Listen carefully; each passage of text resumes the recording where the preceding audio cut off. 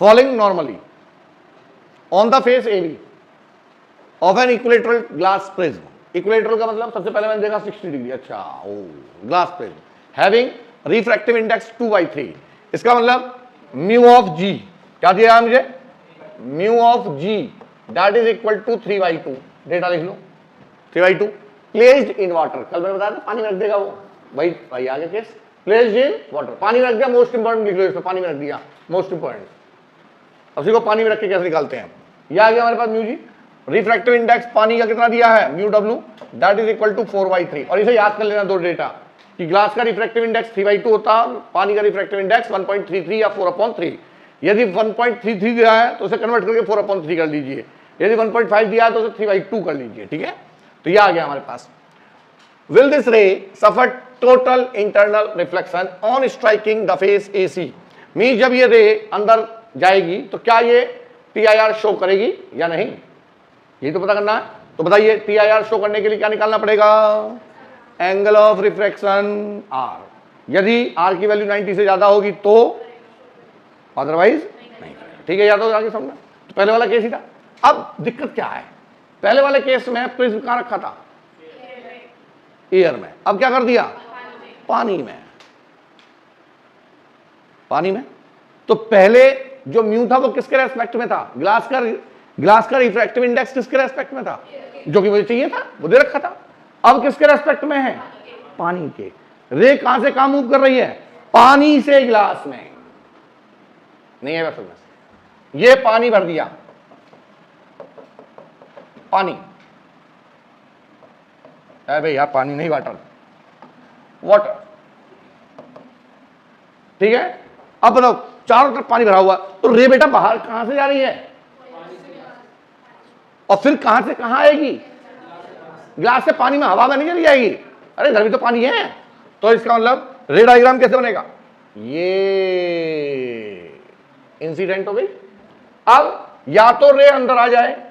या रे बाहर चली जाए, बाहर चली जाए, ये या तो अंदर या बाहर, दो ही केस हो सकते हैं, तो बताओ कैसे करेंगे, सुनो आप ध्यान से, एक क्वेश्चन सीख लो, सारा क्वेश्चन कंसेप्ट खत्म, यहां से लेके सारा रे ऑप्टिक्स में कहीं भी वो पानी भर दे, आप पानी से बाहर आ जाओगे, मतलब क्वेश्चन सॉल्व कर लोगे। सुनो क्या रहा भाई, sine i upon is equal to, बोल क्या लिखूं, जी म्यू डब्ल्यू, अरे नहीं यार बात समझना है, अरे ये रे सफर करेगी ना, इससे तो कोई मतलब ही नहीं है, because this ray is to be incident perpendicular to the interface, no deviation takes place, अरे ये वाली रे तो परपेंडिकुलरली इंसिडेंट हो रही है, नो डिविएशन टेक्स प्लेस, कौन सी सफर हो रही है, ओनली दिस रे सफर्स आइदर रिफ्रैक्शन और TIR, तो sign i upon sine are is equal to G mu W, तो इसे क्या लिखूं, mu W upon mu G, mu W this is always with respect to air, ये हमेशा किसके होगा, तो इसका मतलब ये भी किसके रेस्पेक्ट में है, एयर के रेस्पेक्ट में, जो भी रिफ्रैक्टिव इंडेक्स दिया जाएगा वो हमेशा किसके रेस्पेक्ट में दिया जाएगा, एयर के, ठीक है। अच्छा अब आई निकालो, बोलो आप बता ही नहीं रहे, ये एंगल कितना है 90 परपेंडिकुलरली, ये एंगल कितना है, ओ अच्छा ठीक है, इधर से निकाल लो, हम उल्टा क्यों लेके चलेंगे, पागल है, हम तो ये देखेंगे, ये कितना है, ये कितना है, ये नॉर्मल है, यो कितना है 30, तो यो कितना है, मुझे यो चाहिए कि यो 60 वाला, क्यों because all the angles always measured from normal, कहां से मेजर करते हैं, नॉर्मल से, ठीक है, तो याद गया, तो आई की वैल्यू कितनी आ गई 60, तो sine 60 upon sine are is equal to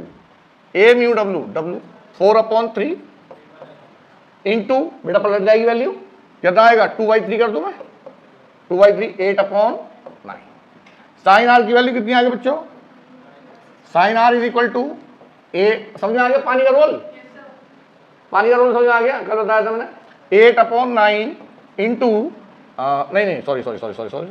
9/8 into sine 60, sign 60 की वैल्यू ऐसा ही तो किया है।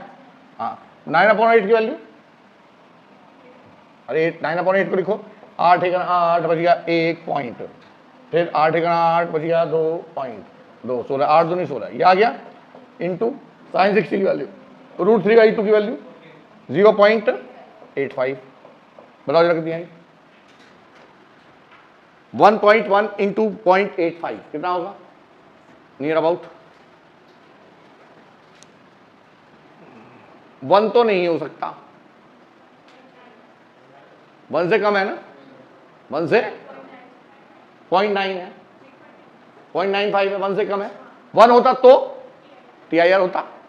1 होता तो TIR होता, 1 से कम है तो TIR नहीं होगा। तो क्या होगा? रिफ्रैक्शन। क्या होगा? Only refraction. तो लिख लो since angle of R, since R is less than 90 degree and hence कितना आ रहा था बेटा? ये लगभग 0.9295, ठीक है। तो ये आ गया and hence no TIR, only refraction takes place. नहीं जल्दीबाजी नहीं करूंगा बेटा मैं इसमें, मुझे मालूम है ये ऑप्टिक्स तो अच्छा समझ में नहीं आती, गलत तो नहीं कह रहा मैं, ऑप्टिक्स अच्छे समझ में नहीं आती और ना आती, हाँ